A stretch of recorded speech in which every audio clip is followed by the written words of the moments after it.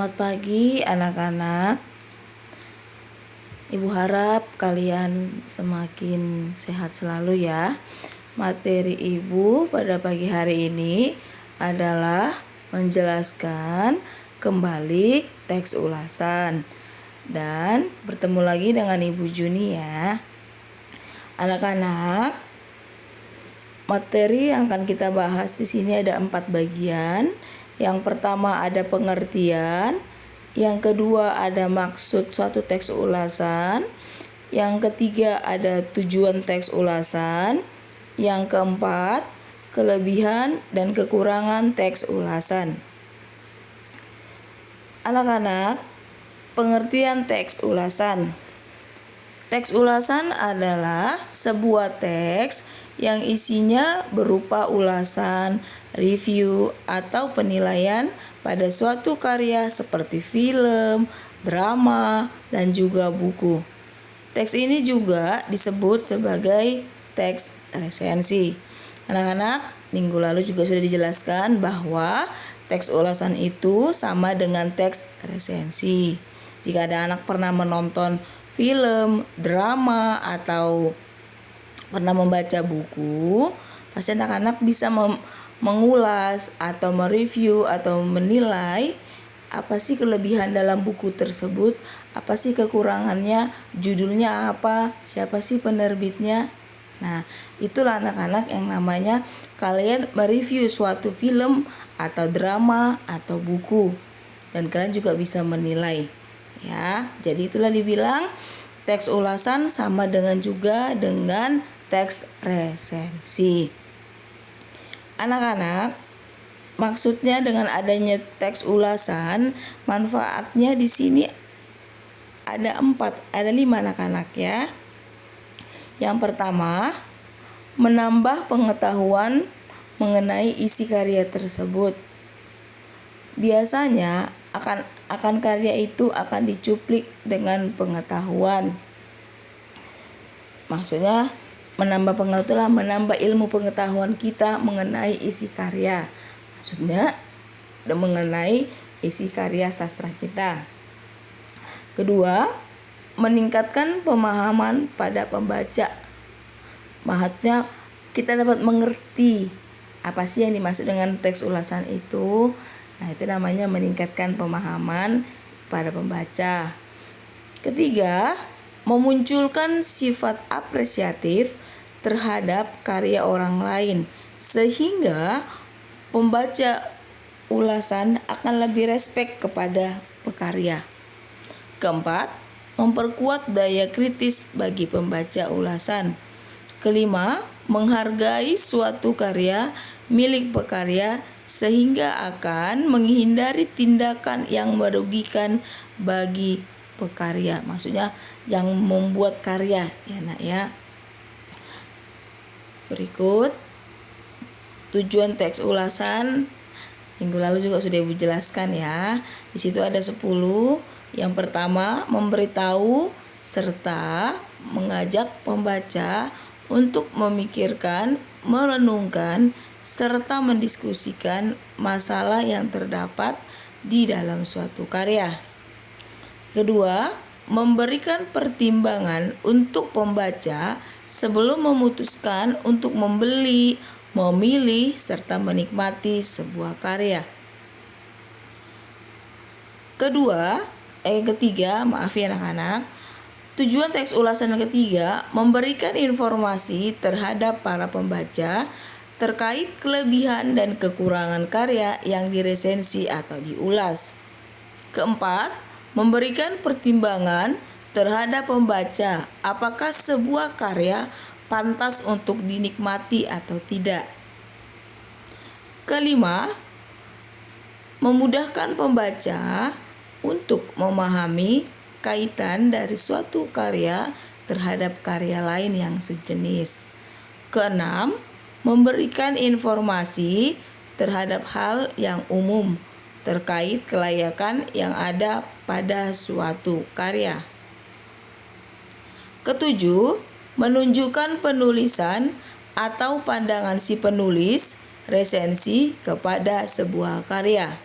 Kedelapan, mengetahui perbandingan karya satu dengan karya lain yang serupa.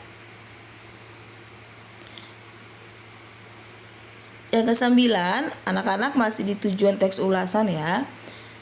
Kesembilan, memberikan informasi yang komprehensif terkait sebuah karya. 10. Membantu si pembaca untuk mengetahui isi dari sebuah karya. Nah, ini anak-anak tujuan teks ulasan ini ya. Kemarin juga dijelaskan, di sini ada 10. Ya. Jadi di sini Ibu hanya tinggal mengulang supaya kalian pahami dan kalian masih ingat ya. Anak-anak, di sini ada kelebihan teks ulasan.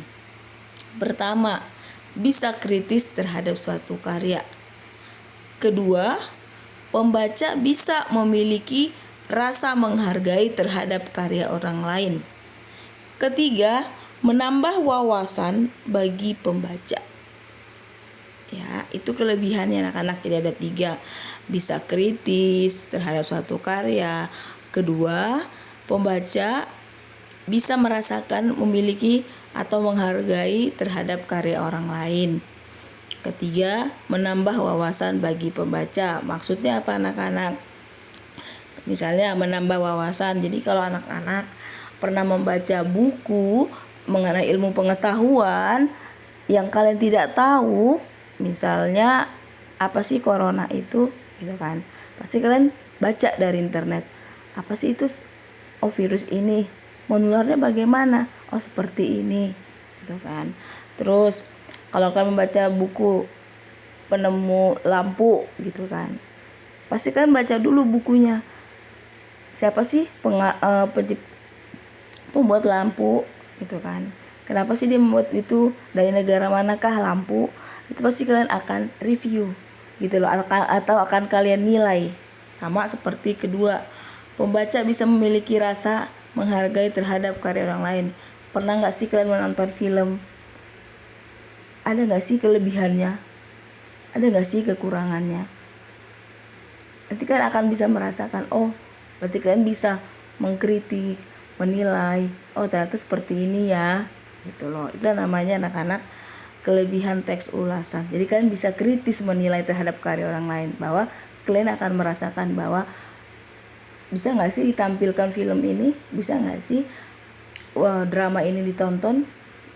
Jadi sebelum tampil atau ditampilkan film drama atau drama ini, kan harus mereview dulu. Itulah anak-anak kelebihan teks ulasan. Ya, ada 3. Yang pertama, bisa kritis terhadap suatu karya. Kedua, pembaca bisa memiliki rasa menghargai terhadap karya orang lain. Ketiga, menambah wawasan bagi pembaca. Anak-anak, di sini ada kekurangan teks ulasan. Yang pertama, pilihan kata yang tidak sesuai dengan kaidah bahasa Indonesia akan menimbulkan multitafsir. Multitafsir itu anak-anak multi pengertian. Pengertian jadi menjadi 2, menjadi double ya. Atau pemahaman yang berbeda-beda setiap pembacanya. Maksudnya apa anak-anak? Pilihan kata yang ada di teks ulasan ini tidak sesuai dengan aturan bahasa Indonesia. Karena apa? Akan menimbulkan 2 pengertian, bahkan pengertian yang banyak ya, bercabang-cabang, atau pengertian atau penjelasannya akan berbeda-beda setiap pembacanya. Itulah maksudnya di nomor 1 ya anak-anak, dari kekurangan teks ulasan.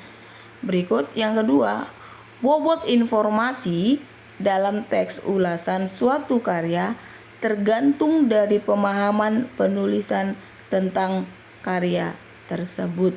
Bobot informasi adalah ukuran suatu informasi dalam teks ulasan suatu karya tergantung dari pemahaman penulis terhadap karya tersebut.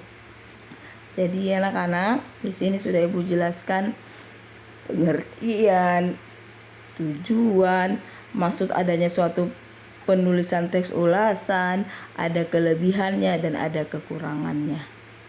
Ya, semua sudah Ibu jelaskan. Anak-anak, Semoga materi ibu ini dapat kalian pahamin ya, dan tetap kalian ingat. Selamat pagi, terima kasih.